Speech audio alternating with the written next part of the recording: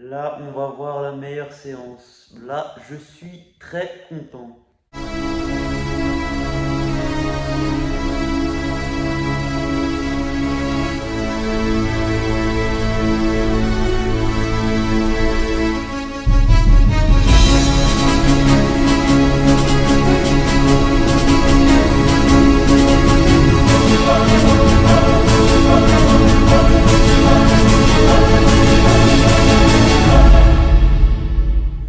Yo l'équipe, j'espère que vous allez bien. On se retrouve aujourd'hui pour une nouvelle vidéo. On va enfin compléter cette séance que vous attendiez tant.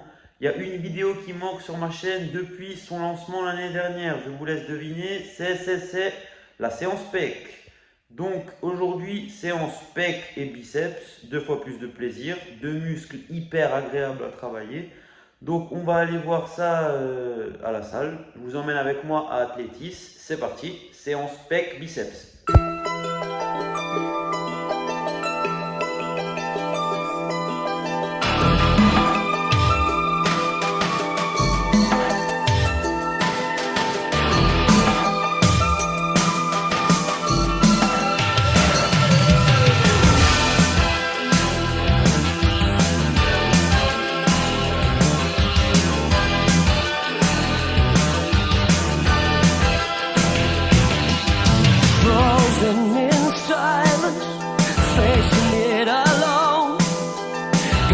Keep my cool, make them think I'm made of stone. It's a game of wills we're playing. Our nerves are made of steel, balanced on the edges of everything we feel. It's gonna take all we got just to make it through this night.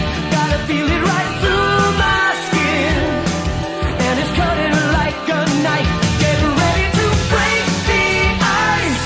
Feels like time is standing still. Baby, right for your heart. Ready to take another spill. Only you can make it right. You can break the ice inside of me.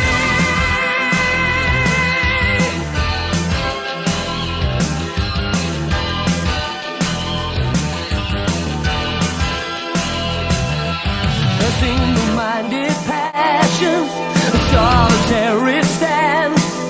I thought I was alone, left out in the cold again. So I'm giving you all I've got. I'm gonna make it through this night, and even though I could fall, I'm prepared to lose the fight. Getting ready to break the ice. Feels like time is standing still. Aiming right for your heart. Ready to take another spill. Only you can make it right. You can break the ice.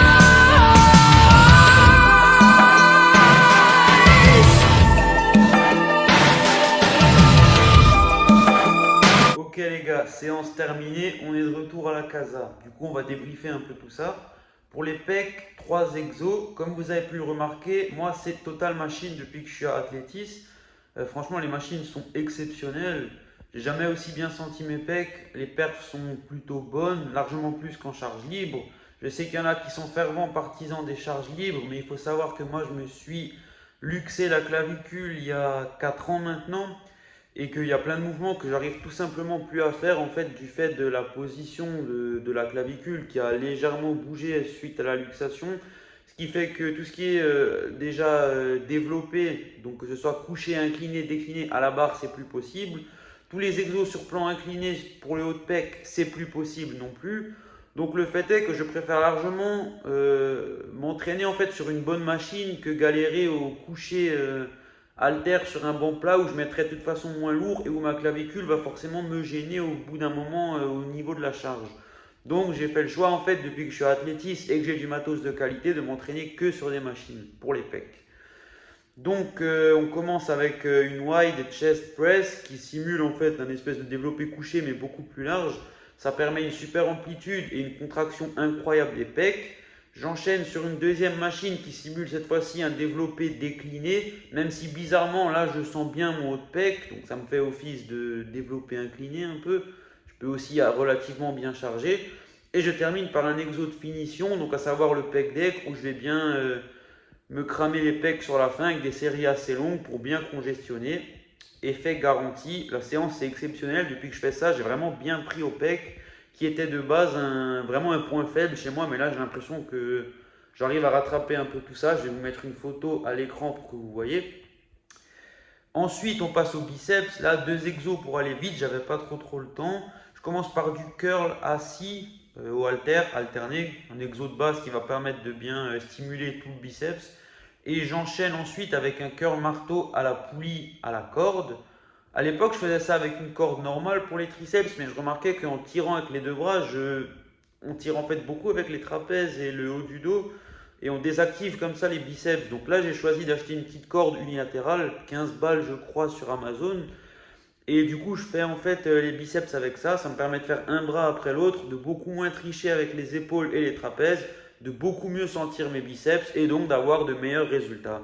Là aussi, depuis que je fais cette routine, j'ai bien pris des bras, je trouve, qui étaient également un gros point faible. Mais là, je commence à en être assez satisfait, donc c'est plutôt cool.